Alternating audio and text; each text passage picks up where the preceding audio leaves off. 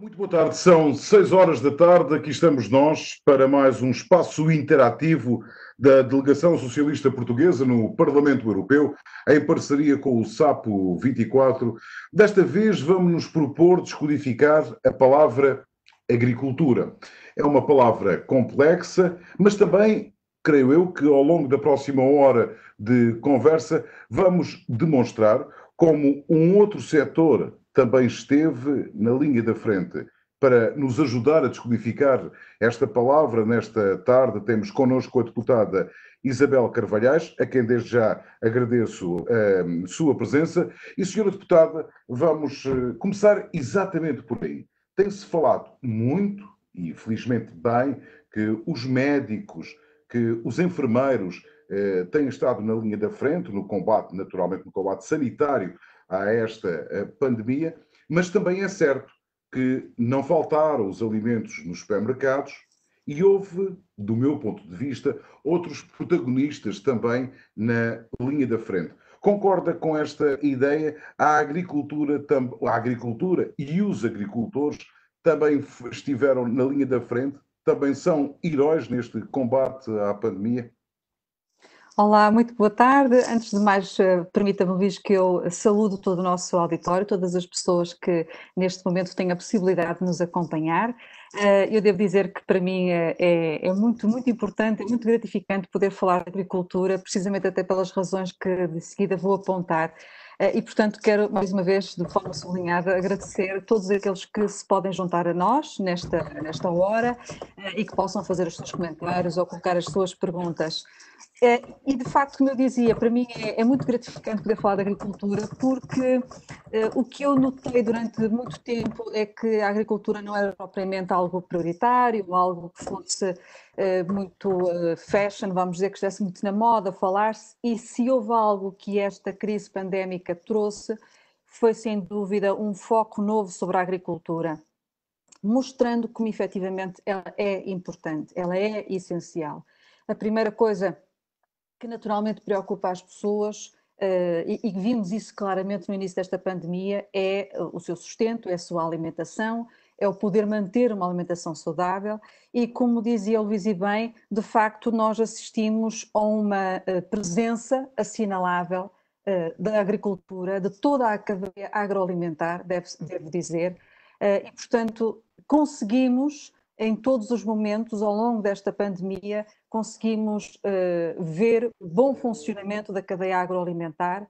Os nossos agricultores e as nossas agricultoras disseram todos presente e graças a eles, e por isso aqui também a minha sentida homenagem, sublinhada homenagem, graças a eles não tivemos qualquer situação de falha de abastecimento de mercado, e, portanto, desse ponto de vista, os nossos agricultores foram verdadeiramente também, e têm sido verdadeiramente também, heróis. Agora, o que me parece muito importante também, desde já eu gostaria de deixar isto aqui em sublinhado, é importantíssimo que este reconhecimento dos agricultores não se fique apenas por esta situação de pandemia, que, enfim, há de terminar, havemos de ter um desfecho positivo. É importante que se mantenha este reconhecimento dos agricultores, porque de facto, durante muito tempo, aquilo que eu ouvia com grande insistência e com grande pena minha, era da parte dos agricultores um sentimento de serem pouco reconhecidos, pouco considerados na sociedade. E portanto eu espero que isto não seja um fogo de vista e que as pessoas continuem efetivamente a perceber como eles são importantes. Agora, reconhecer a resiliência do setor agroalimentar, reconhecer como, de facto, os nossos agricultores têm sido verdadeiros heróis no contexto desta crise, não deve significar que achemos que tudo está bem. Por detrás desta resiliência têm estado muitas dificuldades. E que dificuldades são essas, Sr. Deputado? Nós, por exemplo, podemos começar desde logo por assinalar aqueles que têm sido os setores mais afetados na nossa agricultura. Nós não nos podemos esquecer que o estado de emergência em que nós estivemos e mesmo ainda em estado de calamidade, obrigou a medidas de confinamento e mesmo depois, sabemos nós, mesmo depois de passada a fase de confinamento, há setores muito importantes para a agricultura que vão continuar com perturbações. Eu estou aqui a referir, por exemplo, o encerramento da restauração, da hotelaria, de mercados locais, gradualmente retomarão todos eles as suas atividades, mas entretanto, o que é certo é que estarão encerrados e depois haverá também, ainda durante algum tempo, comportamentos por parte do consumidor no sentido de retração. E tudo isto levou a uma diminuição do consumo, a uma diminuição da procura de alguns produtos agrícolas, levou, portanto, a algumas dificuldades de escoamento e a uma alteração, podemos dizer, no meu ponto de vista, uma alteração que será temporária de alguns hábitos de consumo. Enfim, quando eu digo temporária, isto porque de início as pessoas estavam algo relutantes, por exemplo, em consumir os frescos, que não há qualquer base científica, como nós sabemos, que justifique esse receio, mas foram os primeiros momentos de algum pânico, de alguma ansiedade, e, portanto, isso também levou a alguns hábitos de consumo, algumas alterações, algumas perturbações, que depois, obviamente, tendem a ser corrigidas. Mas isto para dizer que nós assistimos também pelo impacto da crise em outros setores, como estes que aqui estava a referir, em concreto da restauração e da hotelaria, assistimos a impactos muito fortes em setores agrícolas. E nós não nos podemos esquecer que nós não estamos perante um setor que possa simplesmente parar de produzir, não é?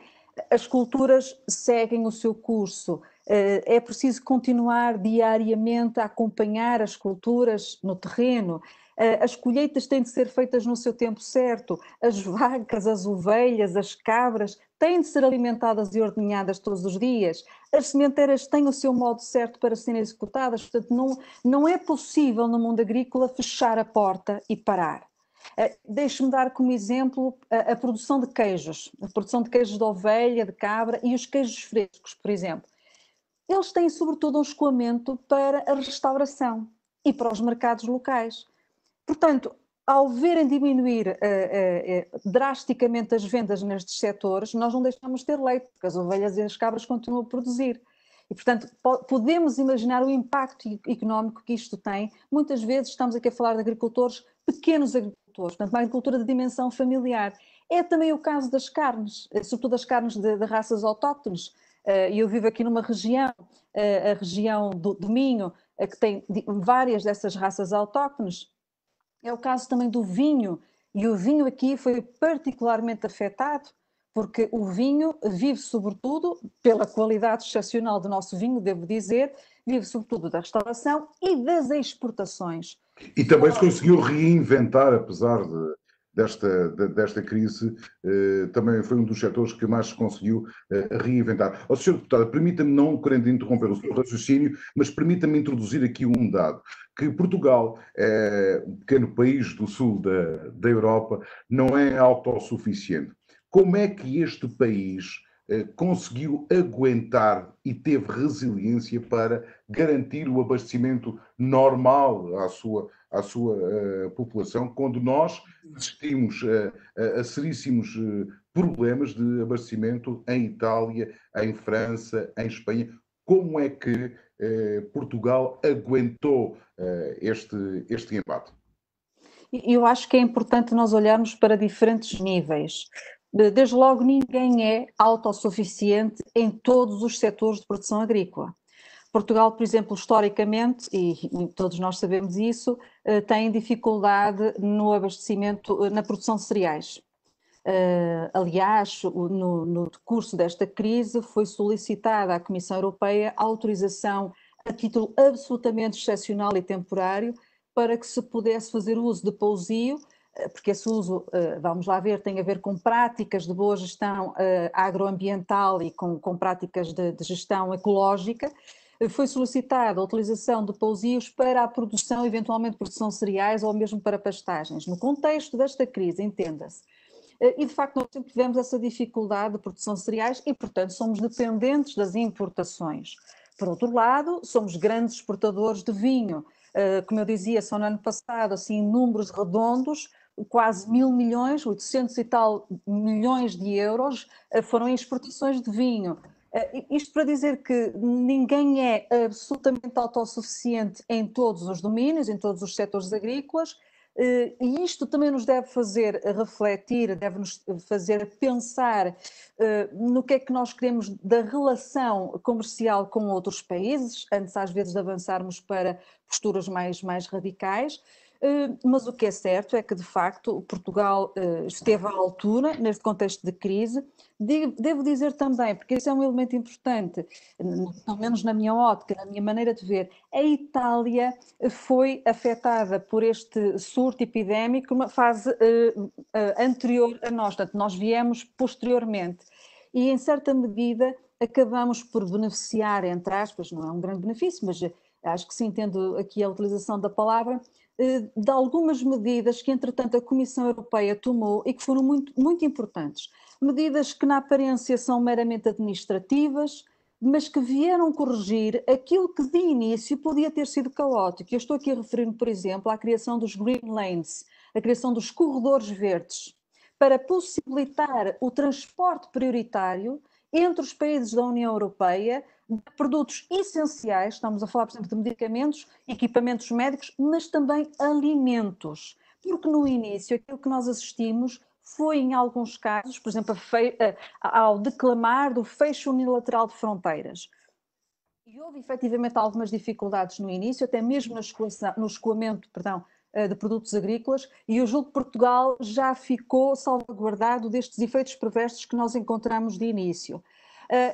De qualquer das maneiras, e como terceiro elemento, de facto, Portugal teve um comportamento, diríamos assim, exemplar. E há pouco o Luís referia um aspecto que me pareceu muito interessante, que a agricultura também soube reinventar.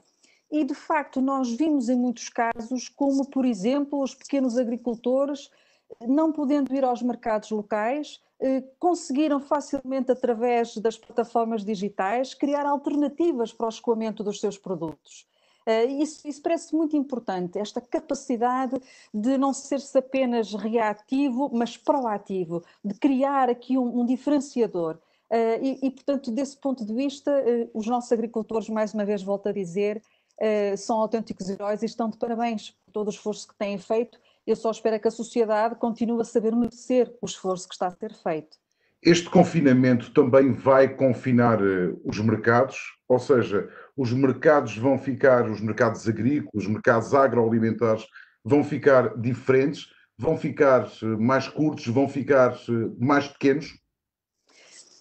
É importante ver aqui o seguinte, mesmo antes desta crise, porque eu julgo que, enfim, a ideia do confinamento poder levar à criação de cadeias agroalimentares mais curtas faz sentido, mas mesmo antes do confinamento, a União Europeia, e em particular aqui a Comissão Europeia, já estava a pensar, até no decurso daquilo que é o imaginar, o desenho da próxima política agrícola comum, já estava a pensar precisamente na importância da economia de pequeno circuito, a importância de se apoiar a economia, de se apoiar a agricultura mais próxima do mercado local, uma agricultura mais dimensionada, digamos, mais próxima daquilo que nós entendemos como uma agricultura familiar, quase.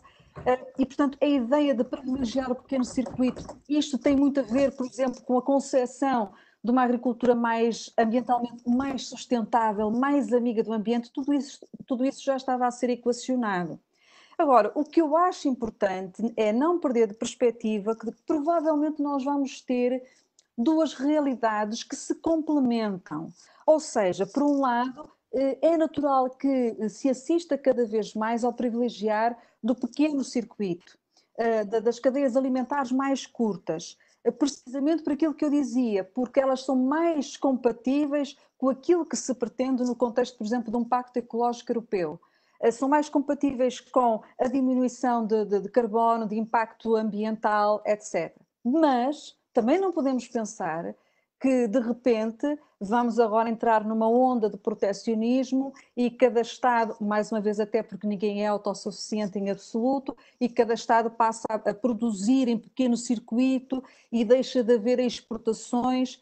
Isso seria absolutamente dramático e não era, obviamente, nem do interesse da União Europeia, nem do interesse dos Estados. Mas isso vai-me levar a Queremos... formular. Isso vai-me levar a formular um outro desafio, uma outra provocação. Como política comunitária que é, é só a segunda política comunitária mais importante, a agrícola, mesmo assim, acha que por causa dessas todas as questões que está neste momento a levantar, a política agrícola comum vai continuar com o atual desenho? É que eu recordo que já há algumas vozes na Europa a dizer que a política monetária, por exemplo, não vai durar muito mais tempo. Bom, é evidente que, desde logo, devo sublinhar que a política agrícola comum está a ser discutida, nós estamos em pleno período de discussão. E já agora aproveito para dizer isto porque há sempre muito. Sabemos que ao longo dos anos têm existido muitas vozes críticas desta política agrícola comum. É das mais antigas, é a mais antiga política comum da União Europeia, o que não significa, obviamente, que não tenha problemas. E em abono da política agrícola comum, eu acho importante dizer que é fundamental que ela se mantenha uma política forte, uma política baseada em regras comuns, dotada dos meios suficientes para assegurar a persecução dos objetivos fundamentais que, aliás, estão consagrados no próprio Tratado de Funcionamento da União Europeia.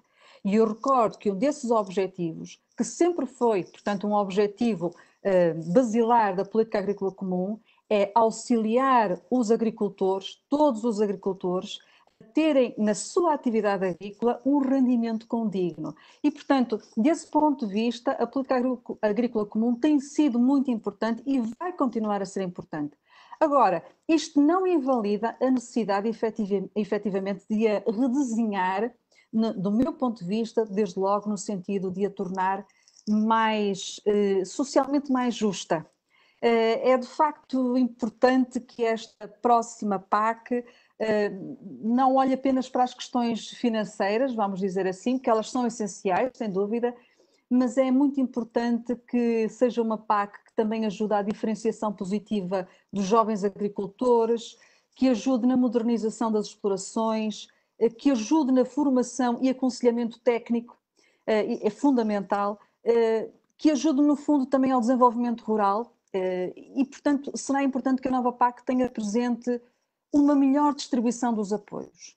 Ou seja, depois de uma fase inicial de convergência, depois da fase do esverdeamento, teremos agora a fase do social agrícola. Eu julgo que as três fases vão continuar em paralelo, porque a fase do greening, do esverdeamento, vai ser intensificada. A verdade é que, efetivamente, nós temos de ter consciência da necessidade de caminharmos para metas mais ambiciosas do ponto de vista ambiental. Por outro lado, é importante também aprofundar a inclusão social do agricultor. Portanto, não se pode querer uma agricultura ambientalmente sustentável, esquecendo que um elemento fundamental desta equação é o agricultor. E, por conseguinte, ele tem de ter as condições financeiras também que o auxiliem nesta transição. E sobre isto muito mais nós poderíamos dizer, até porque muitos destes agricultores são agricultores com pouca formação, com bastante idade e, portanto, também temos que ajudar aqui, é fundamental ajudar aqui a uma renovação de gerações e isso também passa por tornar a agricultura ambientalmente sustentável uma agricultura atrativa para os jovens. E depois o outro elemento da convergência externa, essencialmente, também ainda não acabou. Aliás, está na ideia da Comissão Europeia, precisamente, que a próxima política agrícola comum aprofunde a convergência externa. E, portanto, podemos dizer que são três grandes desafios que caminham em paralelo.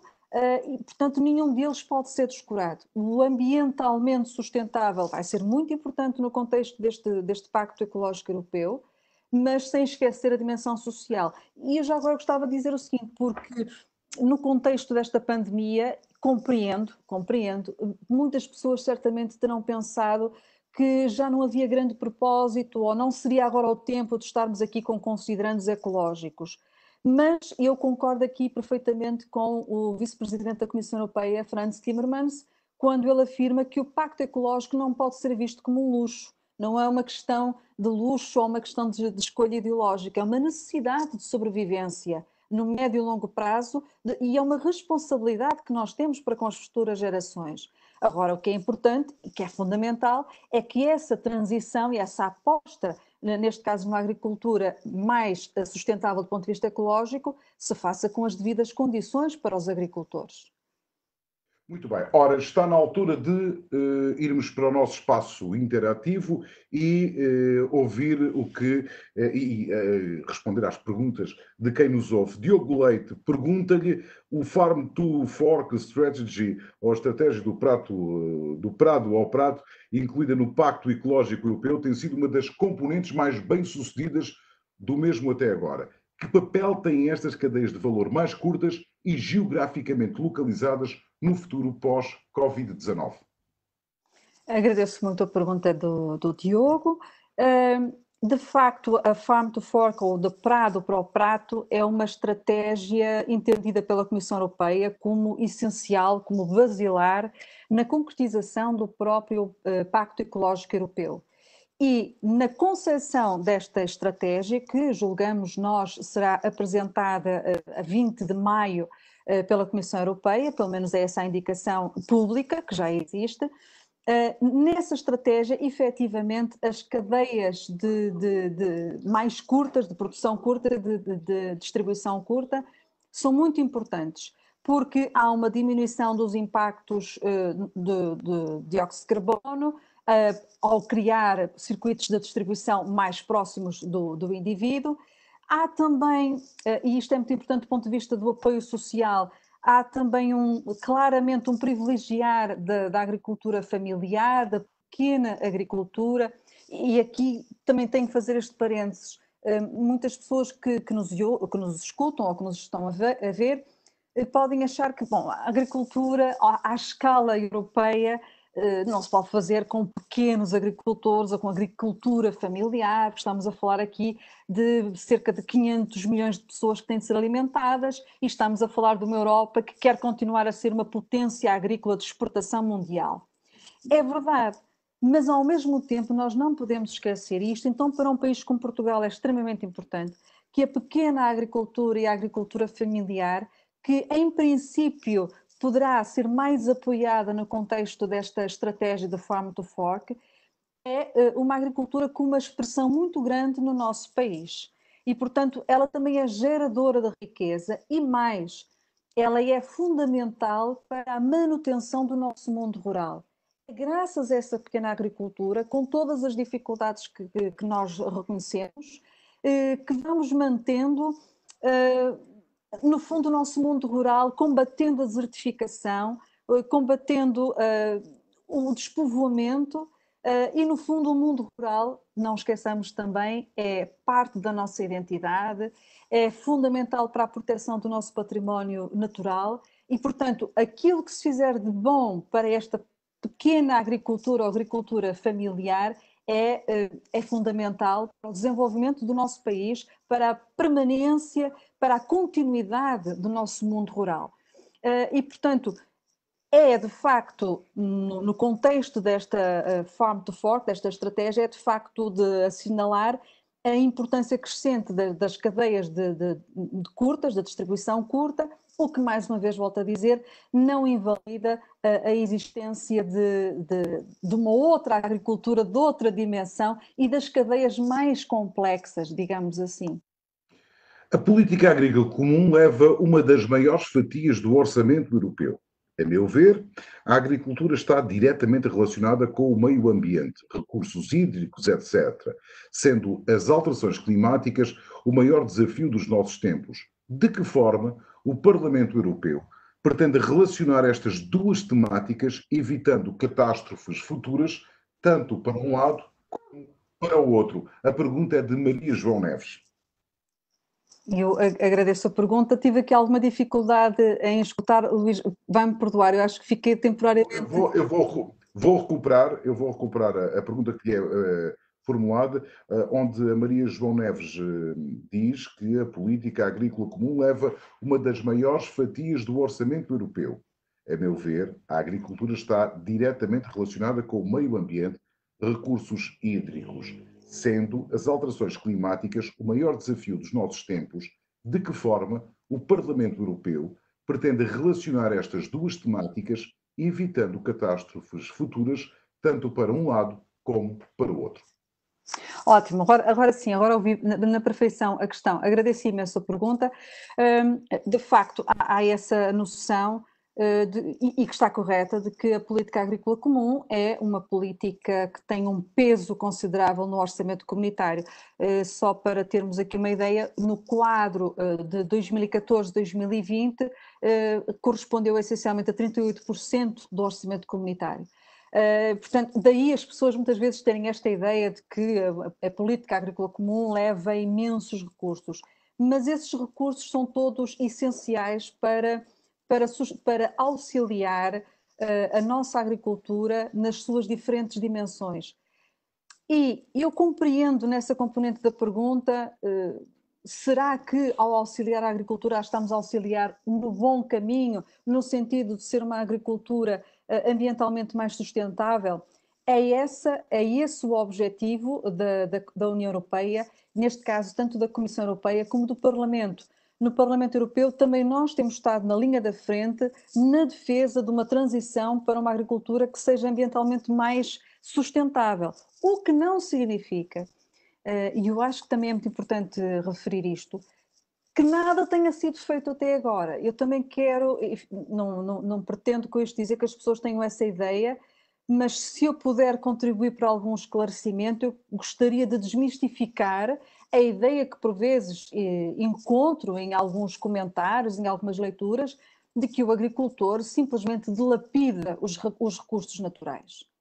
Em primeiro lugar, o agricultor é o primeiro a sofrer os impactos de qualquer transformação ambiental. E, portanto, ele é o primeiro interessado em ter uma postura, em ter práticas que permitam garantir o seu rendimento e, por isso, ele é dos primeiros e está certamente na linha da frente para conseguir ter práticas que sejam ambientalmente mais sustentáveis. Começa logo por aí. E, em segundo lugar, o agricultor já tem, mesmo no contexto desta política agrícola comum, com este desenho antigo, já tem diversas responsabilidades e obrigações ecológicas, desde logo para conseguir determinados apoios financeiros. Portanto, isto não é um free ride, portanto, os agricultores não andam aqui a fazer o que lhes apetece, o que não significa, dito isto, e reconhecendo, porque eu acho que é importante reconhecer-se todo o esforço que os agricultores têm feito ao longo das décadas para respeitarem, para assumirem compromissos cada vez mais ecológicos e, como eu digo, muitas vezes os apoios financeiros da União Europeia através da política agrícola comum estão dependentes, são condicionados ao respeito de regras ecológicas. Dito isto, não significa que não haja ainda um percurso a ser feito. Há, sem dúvida. E aquilo que tem sido a linha do Parlamento Europeu, e de uma forma geral eu devo aqui dizer que o Parlamento Europeu é bastante unânime, é bastante coeso na defesa dos interesses de todos os agricultores, aquilo que o Parlamento Europeu tem feito é precisamente defender continuamente a manutenção de dotações financeiras que permitam aos agricultores também fazer esta transição, porque este caminho tem de ser feito de mãos dadas com os agricultores, eles são os verdadeiros agentes da mudança e, portanto, temos que assegurar que estabelecemos uma transição que seja execuível, que seja sustentável do ponto de vista ambiental, mas volto a dizer também do ponto de vista social, que seria dramático, no fundo, levarmos à falência de agricultores que já têm rendimentos muito baixos, porque nós conseguimos, no fundo, apoiar neste processo de transição para uma agricultura mais sustentável. Ao fim e ao cabo, temos de nos continuar a alimentar. Exatamente. Eu acredito de facto que é possível fazer esta conciliação de uma agricultura ambientalmente mais sustentável e ao mesmo tempo da qual se possa tirar rendimentos. Mas é preciso, e isto tem que ficar muito claro, é preciso dispor dos incentivos financeiros. que sejam adequados para ajudar, enfim, na modernização do próprio setor. Por exemplo, quando nós falamos que o futuro da agricultura passará muito por uma agricultura de precisão, uma agricultura biológica intensiva, no fundo aqui a conciliação de conceitos que noutros tempos até fariam parte de paradigmas diferentes da produção, quando falamos na expansão da agricultura biológica, na introdução de cada vez mais inovação tecnológica e investigação científica na agricultura, isto implica ter os recursos financeiros para, no fundo, os agricultores poderem produzir bens públicos, porque os alimentos não deixam de ser isso mesmo, bens públicos, e que muitas vezes, nós sabemos, não têm, como é que eu vou dizer, não têm o valor correspondente no mercado. Eu compreendo que algumas pessoas considerem que os bens alimentares, a produção agrícola, deverá ser mais bem paga pelo consumidor, mas nós sabemos que o consumidor é muito sensível a essa ideia de ter de pagar mais por produtos agrícolas de qualidade. De preferência quer é pagar menos.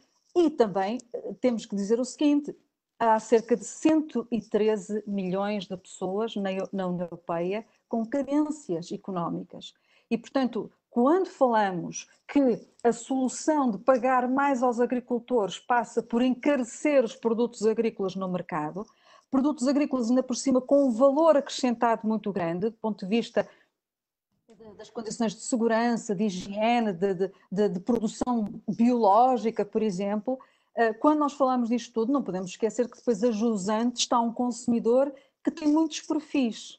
E um desses perfis é o dos consumidores com muitas dificuldades financeiras, com muitas dificuldades de pagar o que quer que seja a mais. E portanto, a agricultura tem aqui um papel essencial na produção de alimentos a um preço justo para todos, é isso que se pretende, mas que ao mesmo tempo também seja justo para quem está a produzir, neste caso os agricultores.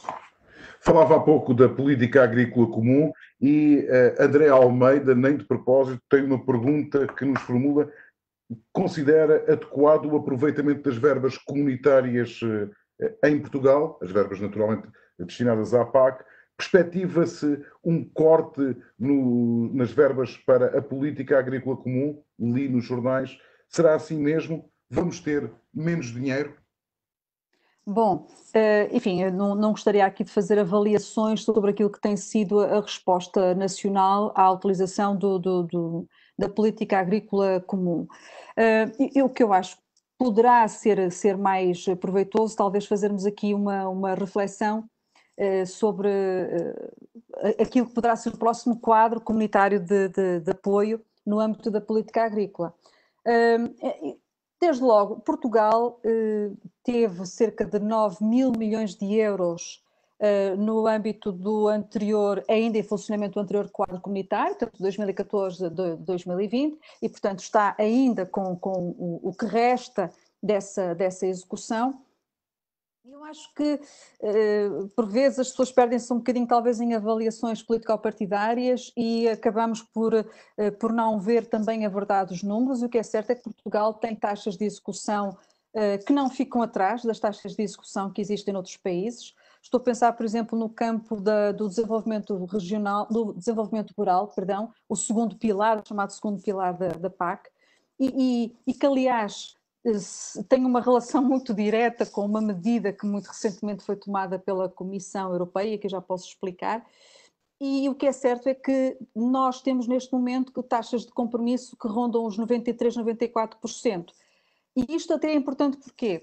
Porque uma das respostas que a Comissão Europeia deu e que para nós, enquanto Parlamento Europeu, nos sabe francamente a pouco e portanto também compreendemos o desagrado que isto causa nos agricultores. Uma das respostas, dizia eu, que a Comissão recentemente deu a esta crise foi dizendo aos Estados-membros para que utilizem aquilo que ainda resta dos seus pacotes, dos seus envelopes financeiros, para poderem responder mais rapidamente à crise em determinados setores. Isto assim dito de uma forma muito, muito genérica. E isso significa, para alguns países, que foram bons executores dos seus programas, significa que neste momento não têm propriamente grande dinheiro que tenha sobrado nos envelopes nacionais para poderem fazer esse tipo de resposta. E, precisamente por estarmos a falar disso, torna-se muito claro que Portugal, por exemplo, é um desses casos. Temos taxas de execução bastante elevadas e, portanto, para nós essa resposta da Comissão Europeia não é resposta, não é solução. Portanto, para nós, como para outros países também. Isto aqui também para pôr um bocadinho talvez de algum esclarecimento naquilo que toca às taxas de execução. Portanto, sem entrar em grandes detalhes, eu considero que tem sido feita uma aplicação equilibrada e justa. Agora é evidente que são questões de âmbito nacional e, portanto, não gostaria muito de entrar neles. Mas, como eu dizia, parece-me interessante olhar para aquilo que possa ser o próximo programa, o próximo pacote para a política agrícola comum. E, desse ponto de vista, o Parlamento Europeu e nós, enquanto democratas socialistas no Parlamento Europeu, temos sido muito claros. Uma agricultura que ainda por cima tem que se compatibilizar com um Pacto Ecológico Europeu, uma agricultura moderna, do futuro, ambientalmente sustentável, e que ao mesmo tempo agora também seja capaz de responder às exigências acrescidas desta crise que nós estamos a viver, é uma agricultura que tem de contar com uma política agrícola, com um pacote financeiro reforçado. Ora, aquilo que a Comissão Europeia apresentou, e que já vinha de 2018, foi uma proposta que gerou, e eu compreendo, estas dúvidas e estas incertezas na opinião pública. Era uma proposta que previa reduções nas dotações orçamentais de várias políticas, entre elas a política agrícola comum. E que para Portugal significava qualquer coisa como, por exemplo, no primeiro pilar das ajudas diretas, dos pagamentos diretos, uma redução de 4.900 milhões para 4.500 milhões, algo do género, uma redução à volta em números redondos de menos 500 milhões, também uma redução de quase 1.200 milhões no segundo pilar, mas isso era uma proposta. E essa proposta tem sido sistematicamente contrariada. Aliás, o Parlamento Europeu teve depois a oportunidade de aprovar em plenário uma posição, vamos dizer assim, que claramente se opõe a estes cortes, a estas reduções financeiras. E, entretanto, já evoluiu muito. Portanto, eu acho que qualquer pessoa que ainda esteja agarrada, por assim dizer, a estes números e a estas propostas, corre um bocadinho o risco de estar desatualizada, porque, entretanto, também tivemos esta crise e, portanto, tudo isto vai obrigar a Comissão a apresentar uma nova proposta. Nesta fase está tudo em aberto. Não vale a pena aqui, em honestidade, ninguém pode dizer o contrário, a não ser que está tudo em aberto e que estamos muito expectantes, nós pelo menos no setor da agricultura, por aquilo que será a proposta da Comissão Europeia. Mas isto, portanto, aquilo que nós podemos dizer como certo é isto. Houve, de facto, uma proposta da Comissão Europeia. Essa proposta não era uma proposta satisfatória de maneira alguma para um setor tão sensível e tão estratégico como a agricultura. O Parlamento Europeu tem-se oposto, sempre se opôs, vai continuar a opor-se a qualquer redução, o que quer que seja. Aliás, mais do que a manutenção, agora deveria de existir claramente um reforço, por todas as circunstâncias que eu já disse, e mais do que isto, eu acho que é meramente especulativo nesta fase. Temos um sem número de perguntas para responder durante os próximos minutos. Ana Patrícia Ribeiro diz que, em primeiro lugar, no contexto da juventude, é a agricultura portuguesa uma atividade económica envelhecida. Como atrair os jovens para esta atividade económica? Por outro lado, parece existir cada vez mais uma sociedade urbana e distante do mundo rural e da agricultura. Como combater essa distância e esse quase alinhamento em relação a essas populações mais interiores, que por vezes estão a pouca distância física dos grandes centros urbanos? Agradeço muito, Ana Patrícia, julgo que é assim o nome. Ana Patrícia Ribeiro. Ana Patrícia Ribeiro, agradeço imenso a questão que coloca. De facto, a nossa população agrícola é uma população muito envelhecida. e tendencialmente também pouco preparada, vamos dizer, pouco qualificada. E, portanto, esta tem sido a nossa realidade e continua a ser um desafio enorme que nós temos pela frente. Como cativar os jovens agricultores? Esta realidade não é só em Portugal, acontece em toda a Europa, em toda a União Europeia, e daí que a Comissão Europeia pretenda também, e é também esse o objetivo do Parlamento Europeu, que no futuro, num desenho da futura política agrícola comum, haja efetivamente um claro apoio aos jovens agricultores. E esse apoio passa pelo estimular, pelo apoiar financeiro das suas explorações, dos seus projetos, preferencialmente aqueles que possam apostar, lá está, na inovação tecnológica, na inserção de práticas de melhoria de produção agrícola, práticas bio e não só, portanto, da agricultura de precisão. Portanto, a ideia será apoiar os agricultores, os jovens agricultores, que tenham o ensejo de apresentar projetos também eles diferenciadores. E é evidente que nós não podemos ficar só por aqui, ou isto não será o bastante. Por exemplo, é fundamental que o próprio mundo rural também ele tenha acesso facilitado a uma transição digital.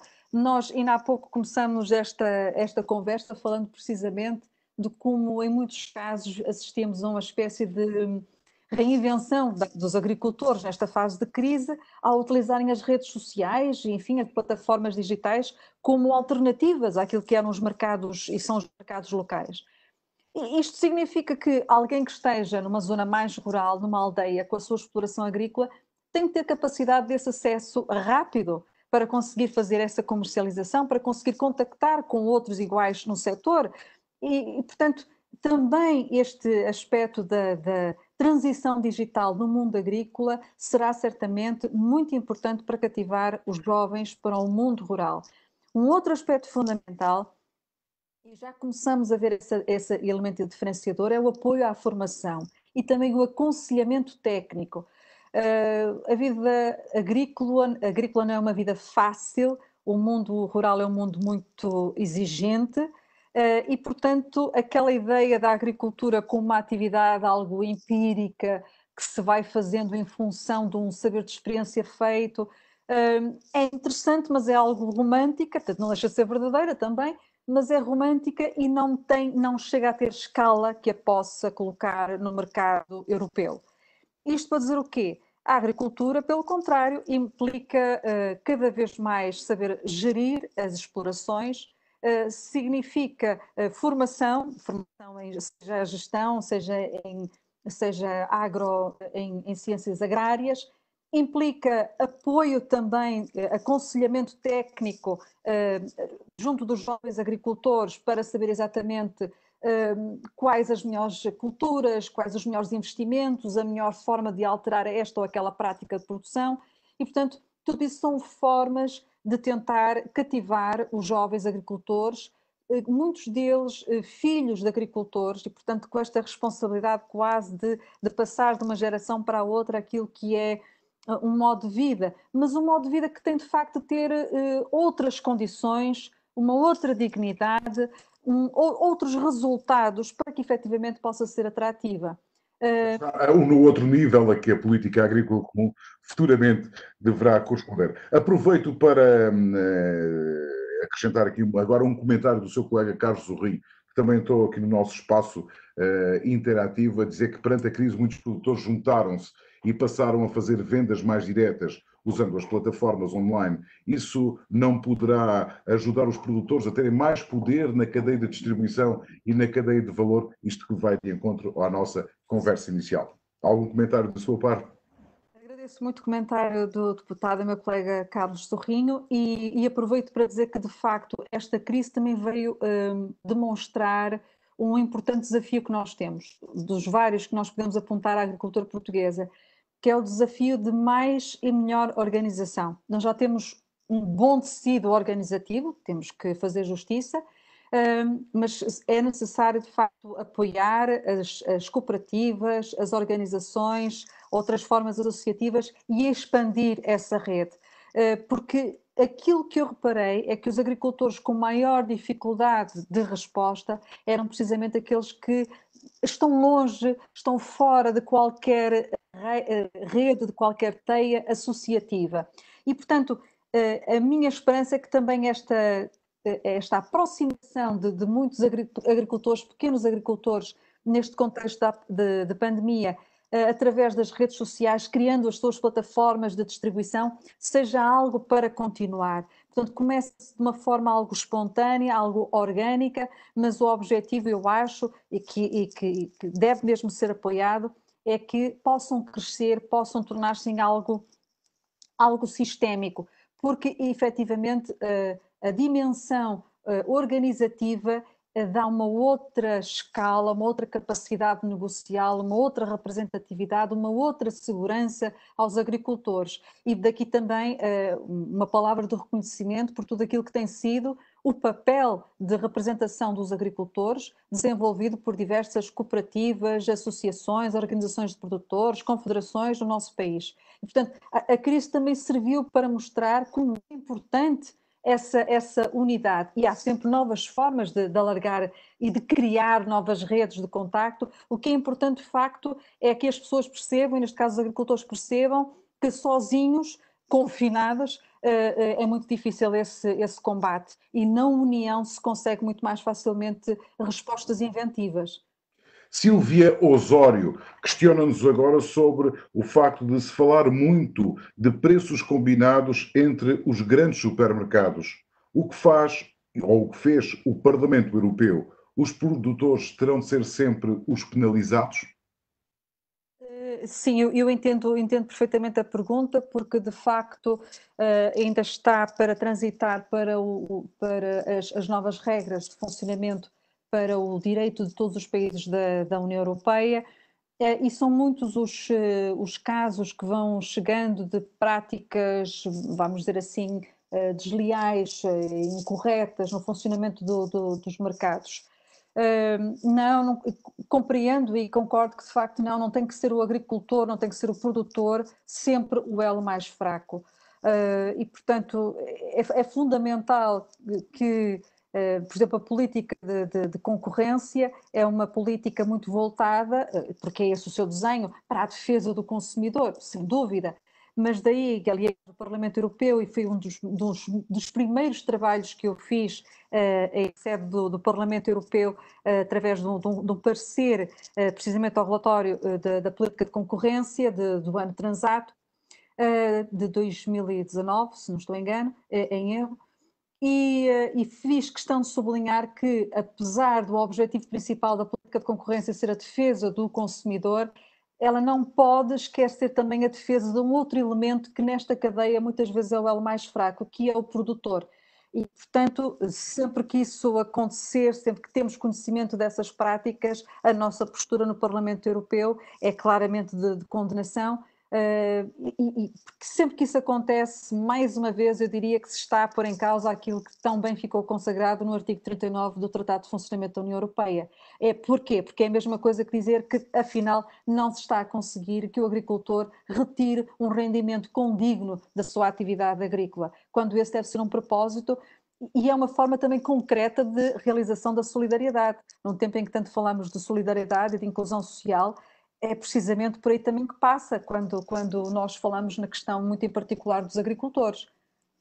Nova pergunta de José Carlos de Almeida, remeter agora uma pergunta para as questões da autossuficiência da produção nacional. Pergunta José Carlos de Almeida: no mundo agrícola seremos nós, políticos portugueses, a começar a pensar em criar novas linhas estratégicas no sentido de sermos menos dependentes das importações? Recordo-me só, Luís, o nome de quem colocou. José Carlos de Almeida. José Carlos Almeida, apenas para também agradecer a pergunta, excelente pergunta do José Carlos Almeida, porque tem a ver precisamente com algo que também é uma preocupação emergente no contexto desta crise. Esta crise veio colocar de uma forma muito clara a importância de nós refletirmos a breve trecho, portanto isto não pode ser adiado por muito mais tempo, sobre dependências europeias relativamente a determinados fatores de produção. Estou a pensar, por exemplo, fertilizantes, rações para animais, Apesar de tudo estar a correr relativamente bem, vamos dizer assim, a crise veio demonstrar de facto essa grande dependência externa relativamente a esses fatores de produção.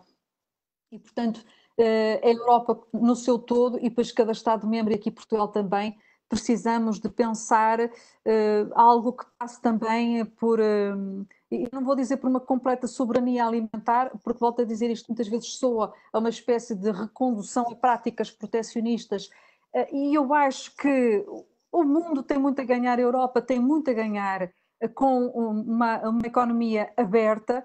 Temos que pensar no prejuízo, temos que pensar naquilo que é o outro lado de políticas protecionistas. Nós temos que pensar também naquilo que ganhamos enquanto Estados europeus, enquanto Estados-membros, com as exportações que nós realizamos e de uma maneira geral, portanto, a abertura ao mundo não é por si algo de negativo.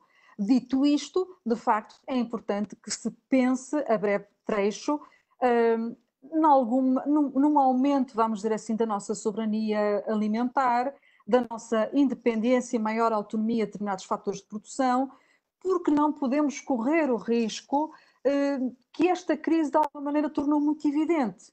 Esta dependência, que não é apenas agrícola, é uma dependência também em áreas industriais, em áreas energéticas, e para uma entidade que se pretende apresentar, como claramente esta nova Comissão Europeia o disse em outubro passado, como uma potência geopolítica a nível mundial, estas dependências dão que pensar e, portanto, se não houver uma reflexão séria, enfim, corremos o risco delas se repetirem, destes problemas se repetirem. Mas essa reflexão, e eu aqui também queria fazer este sublinhado, julgo eu que não deve ser feita de forma isolada, ou seja, com cada país a pensar para si, mais uma vez aqui na unidade, no diálogo entre os Estados-membros, dentro do projeto comum que é o projeto europeu, devem ser pensadas as estratégias para melhorar as sinergias entre todos. E, portanto, centrarmos aqui em respostas parciais, parcelares, unilaterais, que vão completamente à revelia daquilo que é o objetivo do projeto europeu, de nos manter unidos, coesos e mais fortes num mundo cada vez mais competitivo. Vou juntar agora três questões, porque todas se falam dos pequenos agricultores e da pequena agricultura familiar. Daniel Fernandes, vou começar com a pergunta de Daniel Fernandes. Os pequenos agricultores e pequenas culturas de subsistências que já são fragilizados, mas que têm sido tão atingidos com esta crise, como podemos defendê-los? Com políticas públicas, nacionais e europeias. Pedro Mendonça vai para uma outra perspectiva, mas sobre o mesmo tema. Será este o momento decisivo de eliminar clivagens entre litoral e interior e integrarmos realmente uma cadeia coesa de produção agrícola regionalmente inclusa e adaptada aos nossos dias? E, finalmente, José Freitas Pereira, a agricultura de subsistência precisa de um apoio sério e de um projeto duradouro, e não de pequenos subsídios pontuais e muito burocráticos. Duas perguntas, um comentário, as suas palavras.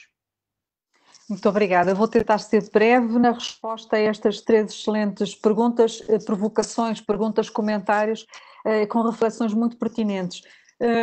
De facto, a agricultura em Portugal é muito diversa e cada um tem o seu papel e tem a sua importância.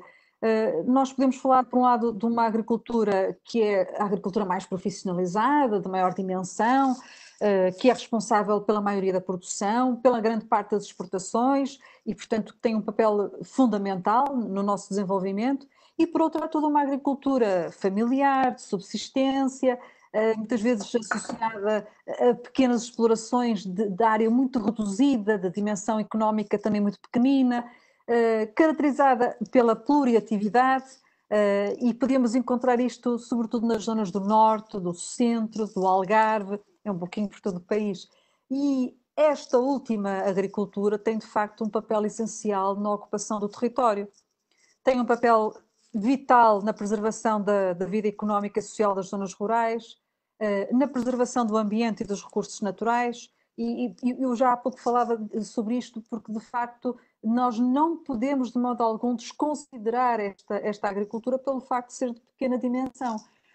E os pequenos agricultores foram particularmente afetados por esta crise. É evidente que a pequena escala afeta sempre em situações de dificuldade, e desde logo pelo fecho dos mercados locais. E eu aqui, se me é permitido, gostava só de dizer o seguinte, é que, apesar de tudo, houve aqui medidas de apoio do governo português aos circuitos de abastecimento de proximidade, o incentivo à abertura dos mercados locais, sempre com as devidas medidas sanitárias, que me parece importante. Apesar de eu não querer aqui trazer a dimensão nacional para o nosso debate europeu, que eu acho que é um dos grandes problemas quando discutimos a política à escala europeia, é a promiscuidade de níveis de análise que muitas vezes surgem com interferências político-partidárias de nível social, de nível nacional, com o regional, com o europeu, e que apenas leva as pessoas a sentirem-se confusas e a não perceberem, afinal de contas, o que é a Europa. Portanto, por isso é que eu prefiro evitar entrar muito na lógica do comentário da política nacional, mas temos que fazer esta justiça. É evidente que nem tudo foi feito, ou seguramente que sabe a pouco, mas é importante. Estes sinais que foram dados foram muito importantes porque foram, sobretudo, relevantes para estes pequenos agricultores. E é muito importante defender estes pequenos agricultores que estão, enfim, mais desprotegidos, que têm uma menor capacidade de reagir aos choques desta natureza. E na próxima política agrícola comum, tem de haver claramente medidas que apoiem os agricultores e que permitam valorizar o importante papel que eles têm nas zonas rurais. Porque se há um defeito, e isto aqui é a título, não vou dizer quase pessoal, mas eu falo, não pretendo que outros comunguem da minha opinião, mas para mim se há um problema estrutural na política agrícola comum, tal como ela tem existido, é que ela efetivamente apoia, mas não apoia o suficiente esta pequena agricultura e, portanto, não explora ao máximo o seu potencial de equilibradora, vamos dizer assim, e de desbater as desigualdades sociais entre os agricultores. Estamos a terminar o nosso tempo e eu vou ter que lhe fazer aqui mais um lote de 3 perguntas para terminarmos quase esta nossa conversa. E agora propunha ouvirmos a pergunta de Vânia Cruz, que vai direta a este assunto que nos trouxe aqui esta tarde. Que tipos de respostas é que a União Europeia tem preparadas para fazer face aos impactos que o Covid-19 provocou nos pequenos produtores existentes nos concelhos rurais, como Vieira do Minho? Diz Vânia Cruz. Depois, mais num outro comentário, Ludovina Lopes Margarido pergunta se haverá disponibilidade da União Europeia para financiar a criação de plataformas regionais de produtores. E, finalmente, Vanessa Batista, qual o futuro da agricultura em Portugal no pós-pandemia de Covid-19? Por onde passará a estratégia da União Europeia? Como fazer com que os agricultores e empresas agrícolas sejam capazes de gerar maior valor acrescentado? E peço desculpa, mas o nosso tempo está a correr a uma velocidade tremenda e temos muitas perguntas. Exato, eu vou assumir este compromisso. E eu sou uma pessoa de compromissos, quando os assumo, cumpro-os na totalidade. E, portanto, todas as perguntas que ficarem por responder, até mesmo algumas que eu respondi aqui, foi muito pela rama, tenho essa consciência. O meu compromisso, de facto, é entrar em contacto com as pessoas, respondendo diretamente ou no nosso feed, ou então pedindo-lhes que elas enviem as suas perguntas para o nosso endereço do Parlamento Europeu. O meu endereço é muito fácil porque é público, tem o meu nome, Isabel Carvalhais, portanto é muito fácil de encontrar na página do Parlamento Europeu. E depois eu terei todo o gosto, depois, de forma mais detalhada, em responder, porque de facto o que temos aqui são perguntas desde uma pequenina, de pequeno espectro, até uma de grande espectro, tem a ver com o futuro da própria União Europeia e das respostas da União Europeia a esta crise. E eu só queria mesmo dizer, para terminar, que pareceu-me que no início as respostas da União Europeia foram algo, eu diria assim, foi uma resposta mitigada, uma resposta que revelou alguma fragmentação, uma atitude algo reativa, talvez, diria eu, pela própria natureza da crise que nós estamos a enfrentar, porque ninguém imaginava algo desta dimensão, mas eu julgo que todos os sinais que têm sido dados pelas diferentes instituições europeias e espero que também seja assim da parte da Comissão Europeia na próxima semana. Todos esses sinais são positivos e apontam no caminho certo, que é o caminho de concretização da solidariedade, pilar fundamental da continuidade do projeto europeu. Eu tenho essa esperança, tenho essa convicção de que continuaremos nesse bom caminho e de que, no fundo, esta crise, como outras crises anteriores, com diferentes dimensões, também vai servir para afinar, para melhorar o funcionamento do próprio projeto europeu, para algo, por exemplo, tão importante como a necessidade de agilizar os processos de decisão, de simplificar a linguagem de comunicação das instituições europeias com os seus cidadãos. Portanto, também temos que ver na crise aquilo que ela pode ser, que é um momento de criação, um momento de transformação e de impulso para algo melhor no futuro. E agradeço muito todas as perguntas, todos os comentários. Peço desculpa por não ter sido mais clara, mais concisa, mais rápida em todas as questões, mas também assumo este compromisso de responder a todas as que foram colocadas. Agradeço muito a atenção de todos. Ao dispor dos nossos espectadores e dos nossos ouvintes, tem um mail, isabel.carvalhais@europarle.europa.eu. A conversa sobre a agricultura é uma conversa sempre bastante dinâmica e esta hora passou verdadeiramente num ápice. Senhora Deputada Isabel Carvalhais, agradeço imenso a sua disponibilidade, os seus esclarecimentos nesta última hora. Recordo que estaremos de volta aqui na próxima quinta-feira para mais uma conversa. E desta vez para falarmos na última conversa com a deputada Margarida Marques e perspectivarmos aquilo que será o futuro da União Europeia. Muito obrigado pela sua atenção, uma boa tarde e até quinta-feira.